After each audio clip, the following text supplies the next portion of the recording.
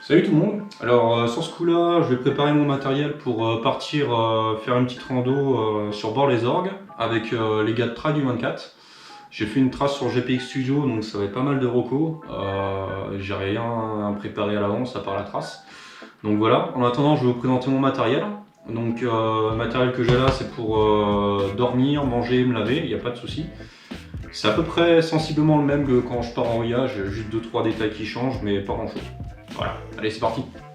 Alors pour commencer la présentation, je vais vous présenter la bagagerie que je mets à l'extérieur. Donc comme d'hab, deux Enduristan Monsoon 30 litres que j'ai depuis quelques années, qui vont toujours super bien. Là j'ai essayé la petite sacoche Decathlon, c'est la Caperlan, donc c'est le plus petit modèle, celui-là il vaut 10 euros. Il n'est pas étanche, c'est résistant à l'eau, parce qu'en fait dedans, hop, il y a une petite membrane, donc si vous jetez la sacoche dans une rivière, l'eau va passer. Mais pour de la pluie ou des projections, ça ira très bien. Ensuite, pour la tente, j'utilise maintenant une Trek 500. Donc j'ai arrêté les tentes dépliables en 2 secondes, parce que ça prend vraiment beaucoup de place. Et puis c'est assez situationnel, l'avantage que j'avais avec.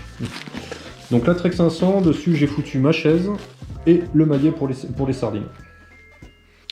Gardez en tête que le mieux c'est de garder un ordre bien précis sur les valises, c'est-à-dire qu'à droite vous allez mettre par exemple votre duvet, votre matelas, et à gauche tout le matériel pour tout ce qui est cuisine, caméra ou autre. Il faut vraiment que vous gardiez un ordre, comme ça vous n'êtes pas en train de galérer à chercher à chaque fois que vous avez besoin de quelque chose. Pour commencer, on va parler du duvet. Alors ça c'est mon duvet hiver. C'est un confort -5 ou -7, je sais plus. Il est très chaud, mais il est très encombrant. Je pense que pour ce coup-là, je vais partir sur du plus simple. Je vais prendre mon petit 5 degrés confort. Sachant que j'ai déjà dormi avec des températures 0 ou -1 avec, c'est très juste, mais ça passe. En plus de ça, je vais prendre, je pense, la petite couverture en plus, on sait jamais. Et tout ça, je vais le ranger dans la valise gauche. Comme ça, je sais que dès que j'en ai besoin le soir, je suis pas en train de chercher. En plus de ça, je vais y rajouter mon matelas. Hop, comme ça, cette valise là, c'est spécialement pour le couchage, je vais pas chercher dans les deux valises.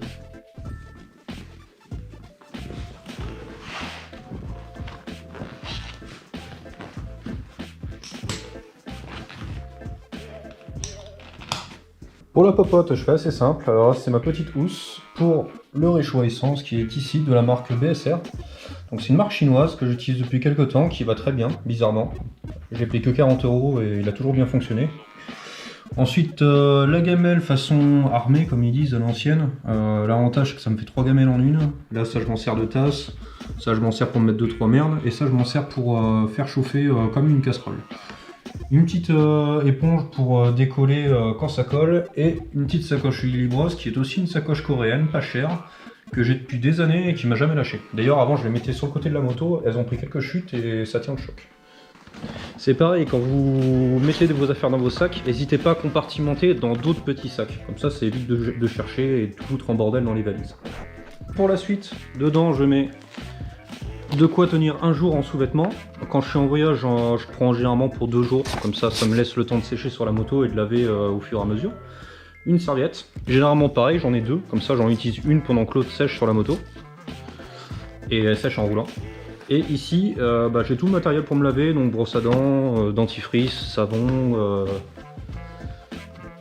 coton-tige, etc. Pas oublier un sweat,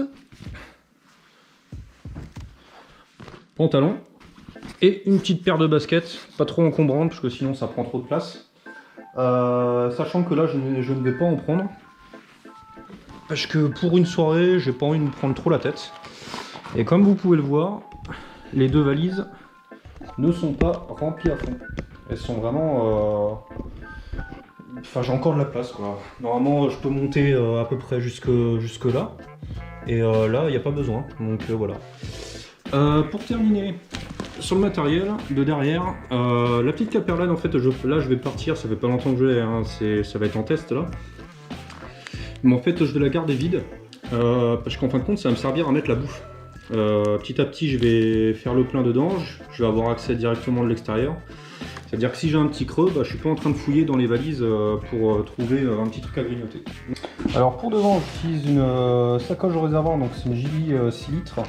C'est la GRT 716 si je me trompe pas. Il y a juste ce qu'il faut, il n'y a pas besoin d'avoir trop gros, sachant ce que je mets dedans, ça suffit largement. Alors je commence, là j'ai un power bank de la marque X-Move. C'est un 15 000 mAh que je mets dans la poche de devant. Hop, je peux faire passer mon câble par ici et le faire sortir pour le brancher ensuite sur la moto. Comme ça il est branché presque en continu sur la moto pour le soir. Dedans, hop, je vais ouvrir. Je mets mon drone qui passe vraiment tout juste. Donc c'est pas calculé. À la base, je me suis dit bon, ça va tenir, et puis en fin de compte, c'était vraiment tout juste. Donc le drone, la télécommande, avec tout ce qui va bien dedans, donc les micro SD, le câble pour relier au téléphone. J'en m'en suis gardé un exprès pour ça, comme ça il va pas travailler sur la moto, il va pas fatiguer, on va dire, à force de le manipuler. Je prends des câbles en rab, encore un USB-C pour dépanner, et un micro USB classique. Hop. Sans oublier le petit adaptateur pour l'enceinte pour mettre la musique le soir. Alors pour terminer, bon, on va parler du poids que j'emmène sur la moto, hein, clairement. Il n'y a pas grand chose. Là je dois avoir 10-15 kg, pas plus. Ici, alors le drone il fait 320, la télécommande doit faire 500 avec le powerbank, les bidouilles. Je dois être à 1,5 kg devant. Et la tente avec la chaise, le maillet, les sardines, les conneries, là je dois être à 4 kg. Donc honnêtement, c'est comme quoi on peut bouger, on peut voyager avec très peu de matériel. Au départ je voyageais, j'étais chargé comme un mulet, j'avais 3 fois trop de trucs sur la moto. J'ai éliminé au fur et à mesure. Quand je vois les photos de mes premiers voyages, ça n'a rien à voir. Et voilà, donc c'était pour montrer comme quoi on peut voyager avec le strict minimum, vraiment de quoi dormir, manger, se laver, en étant très peu chargé. Voilà. Sur ce, je vais vous laisser avec quelques images de leur reco qu'on a effectué la veille de la balade avec les gars de Trail du 24. Juste quelques images, sinon ça va faire doublon. Voilà, allez la bise.